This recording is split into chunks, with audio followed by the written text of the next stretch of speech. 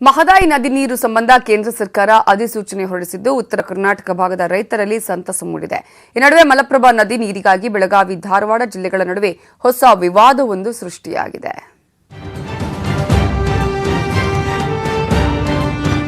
ಮಹದಾಯಿ ರಗಳೆಗೆ ಮುಕ್ತಿ ಸಿಕ್ಕಿದೆ. Supreme court ಆದೇಶದಂತೆ ಕೇಂದ್ರ ಸರ್ಕಾರ ಅಧಿಸೂಚನೆ ಹೊರಡಿಸಿದೆ. ಇದರಿಂದಾಗಿ ಉತ್ತರ ಕರ್ನಾಟಕದ ರೈತರ ಸಂತಸಕ್ಕೆ ಕಾರಣವಾಗಿದೆ.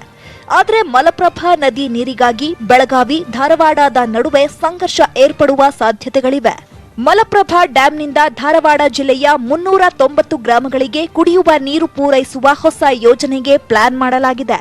ಇದಕ್ಕೆ ಅಂದಾಜು 2 ಟಿಎಂಸಿ ನೀರು ಬೇಕಾಗಬಹುದು ಅಂತ ಹೇಳಲಾಗ್ತಿದೆ.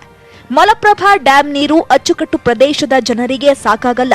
ಜತೆಗೆ ಇನ್ನು ಕಳಸಾ ಬಂಡೂರಿ ಯೋಜನೆಯ ನೀರು ಸಹ ಸೇರಿಲ್ಲ. ಹೀಗಾಗಿ ಧಾರವಾಡ ಜಿಲ್ಲೆಯ 390 ಗ್ರಾಮಗಳ ಕುಡಿಯುವ ನೀರಿನ ಯೋಜನೆಗೆ ತೀವ್ರ ವಿರೋಧ ವ್ಯಕ್ತವಾಗಿದೆ. ಈ ಬಗ್ಗೆ ಬೆಳಗಾವಿ ಕನ್ನಡಪರ ಹೋರಾಟಗಾರರು ಜಲಸಂಪನ್ಮೂಲ ಸಚಿವರನ್ನ ಭೇಟಿಯಾಗಿ ಮನವಿ ಸಲ್ಲಿಸಿದ್ದಾರೆ.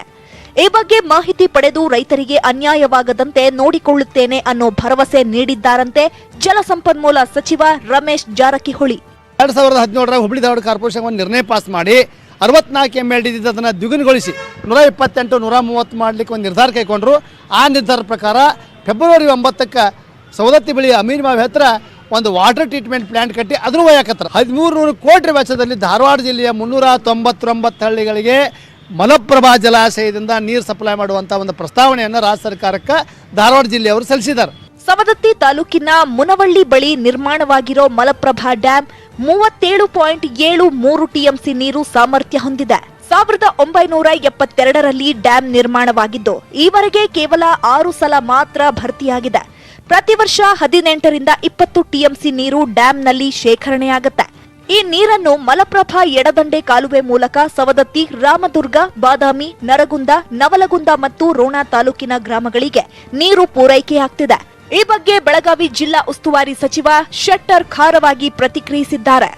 ಕಳಸಾ ಬಂಡೂರಿ ಯೋಜನೆ ಅನುಷ್ಠಾನ ಆದ್ರೆ 3 ಟಿಎಂಸಿ ನೀರು ಬರ್ತದೆ, ಆ್ಯಡ್ ಆಗ್ತದೆ. ಹೀಗಾಗಿ ಅದನ್ನು ಸದುಪಯೋಗ ಮಾಡಿ ಕುಡಿಯುವ ನೀರಿನ ಒಂದು ತೊಂದರೆ ತಪ್ಪಿಸುವಂಥ ಕೆಲಸ ನಾವು ಮಾಡೋಣ. ಅದು ಧಾರವಾಡ ಜಿಲ್ಲೆ ಇರ್ಬೋದು, ಬೆಳಗಾವಿ ಜಿಲ್ಲೆ ಇರ್ಬೋದು, ಎಲ್ಲರಿಗೂ ಒಂದು ಕುಡಿಯುವ ನೀರಿನ ವ್ಯವಸ್ಥೆ ಮಾಡೋಣ. ಮೊದಲು ಮೂಲಭೂತವಾಗಿ ಆಗ್ತದೆ. ಕಳಸಾ ಬಂಡೂರಿ ಯೋಜನೆ ನೀರು ಮಲಪ್ರಭೆ ಸೇರುವ ಮುನ್ನವೇ ಮತ್ತೊಂದು ವಿವಾದ ಭುಗಿಲೇಳುವ ಲಕ್ಷಣಗಳು ಕಾಣಿಸ್ತಿವೆ. ಕ್ಯಾಮರಾಮನ್ ಪ್ರವೀಣ್ ಜೊತೆ ಚಂದ್ರಕಾಂತ್ ಸುಗಂಧಿ, ನ್ಯೂಸ್ 18 ಕನ್ನಡ.